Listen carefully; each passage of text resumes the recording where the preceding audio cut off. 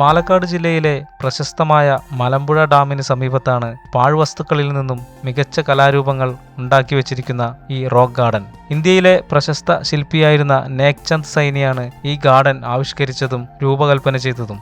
ജില്ലാ tourism promotion കൗൺസിലിന് കീഴിൽ പ്രവർത്തിക്കുന്ന റോക്ക് ഗാർഡൻ 1996 ജനുവരി 7-ന് അന്നത്തെ മുഖ്യമന്ത്രിയായിരുന്ന ശ്രീ AK ആന്റണിയാണ് ഉദ്ഘാടനം ചെയ്തത്. ഇന്ത്യയിലെ രണ്ടാമത്തെ റോക്ക് ഗാർഡനാണ് മലമ്പുഴ റോക്ക് ഗാർഡൻ. ആദ്യത്തെ റോക്ക് ഗാർഡൻ സ്ഥാപിതമായത് ചണ്ഡീഗഡിലാണ്. അതും നേക്ചന്ദ് സൈനിയാണ് ഡിസൈൻ ചെയ്തിരിക്കുന്നത്.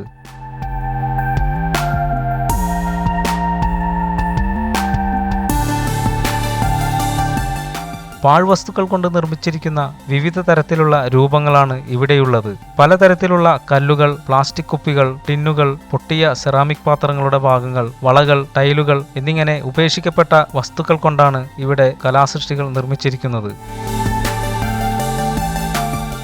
പൊട്ടിയ ഫ്യൂസ് കാരിയറുകളും മറ്റ് ഇലക്ട്രിക് മെറ്റീരിയലുകളും കൊണ്ട് നിർമ്മിച്ചിരിക്കുന്ന ഗാർഡനിലെ ഒരു വലിയ മതിലാണിത്. ഇലക്ട്രിക് മെറ്റീരിയൽ കൊണ്ട് നിർമ്മിച്ചിരിക്കുന്ന മറ്റൊരു കലാസൃഷ്ടിയാണ് ഇത്. പീലി വിടർത്തി നിൽക്കുന്ന മയിലുകളുടെ രൂപങ്ങളാണ് ഇതെല്ലാം. മതിലുകളിൽ വിവിധ തരം മൃഗങ്ങളുടെയും പക്ഷികളുടെയും രൂപങ്ങളും കാണാം.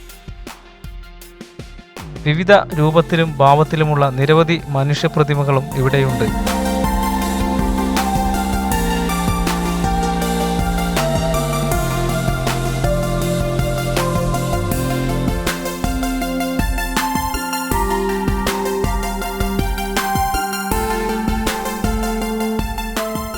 നക്ഷത്ര മത്സ്യത്തെ പോലെയുള്ള ഒരു നിർമ്മിതിയാണിത്.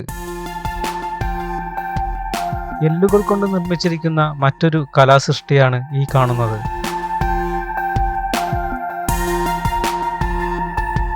കേരളത്തിൻ്റെ സാംസ്കാരിക കലാരൂപങ്ങളായ കഥകളി, കളരിപ്പയറ്റ്, തെയ്യം, തിരുവാതിരക്കളി എന്നിവയ്ക്ക് പുറമെ കർഷക പ്രതിമകളും റോക്ക് ഗാർഡനിലെ മനോഹരമായ സൃഷ്ടികളാണ്. പാഴ്വസ്തുക്കൾ എങ്ങനെ ഏറ്റവും ഭംഗിയുള്ള കലാസൃഷ്ടികളാക്കാം എന്നതിനുള്ള ഉത്തമ ഉദാഹരണമാണ് മലമ്പുഴയിലെ ഈ റോക്ക് ഗാർഡൻ.